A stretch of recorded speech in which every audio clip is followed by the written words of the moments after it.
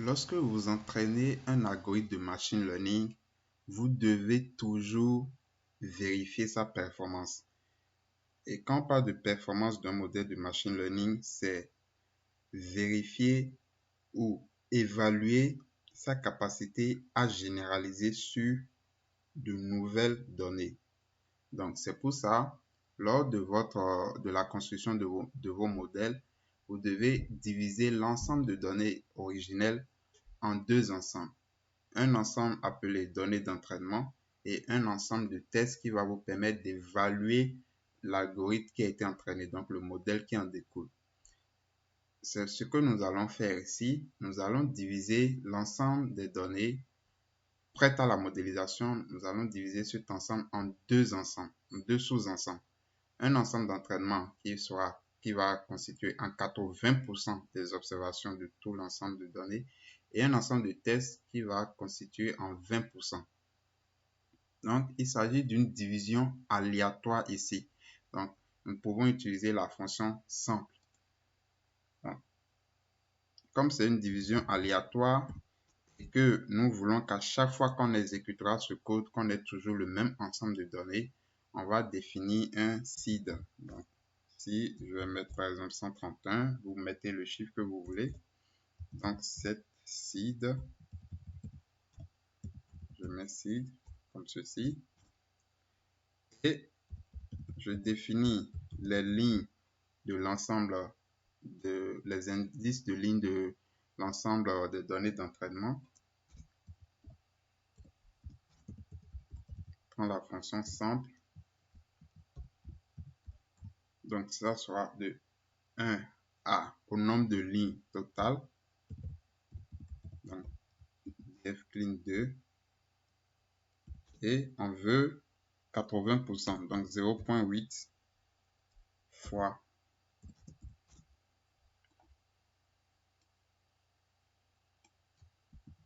Voilà.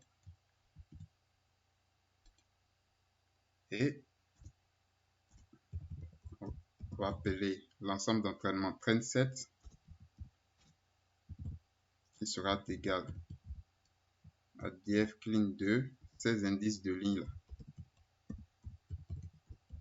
et toutes les colonnes. Et df_clean le test 7 sera tout simplement égal à toutes les autres observations qui restent, tout simplement.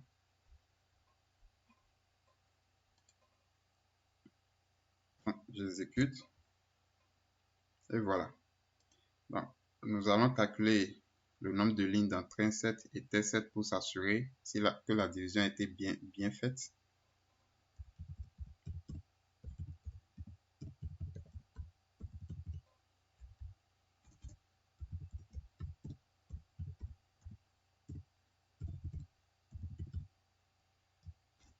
J'exécute.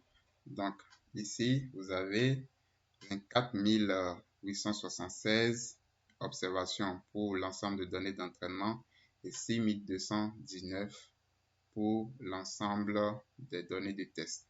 D'accord? Donc, notre division s'est bien effectuée. Il faut s'assurer aussi d'avoir la même distribution des classes au niveau de la variable cible, au niveau des deux ensembles que vous construisez, les deux ensembles d'entraînement et de test. Donc, nous allons nous assurer de cela en affichant la table de fréquence de la variable cible dans chacun des ensembles d'entraînement et de test. Donc, ici, nous utilisons la fonction PropTable.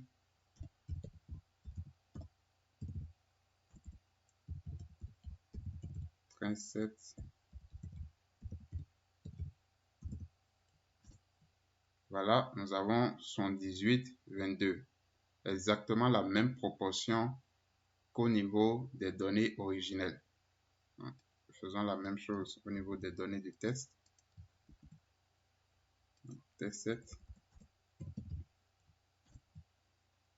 Donc, les classes de la variable cible, c'est-à-dire la catégorie de clients en défaut de paiement et de clients non défaut de paiement, c'est la même proportion. Donc, cela il faut s'assurer de ça parce que c'est très important. Il faut avoir la même distribution au niveau des données d'entraînement et des données de test et cette distribution doit être la même que la distribution des données originelles. Voilà, nous avons du 78%, 22%, c'est très bien. Dans la leçon suivante, nous allons passer à la résolution du problème de déséquilibre de classe qu'il y a dans nos données. Et nous allons appliquer des techniques de rééchantillonnage au niveau des données d'entraînement afin de rééquilibrer les classes.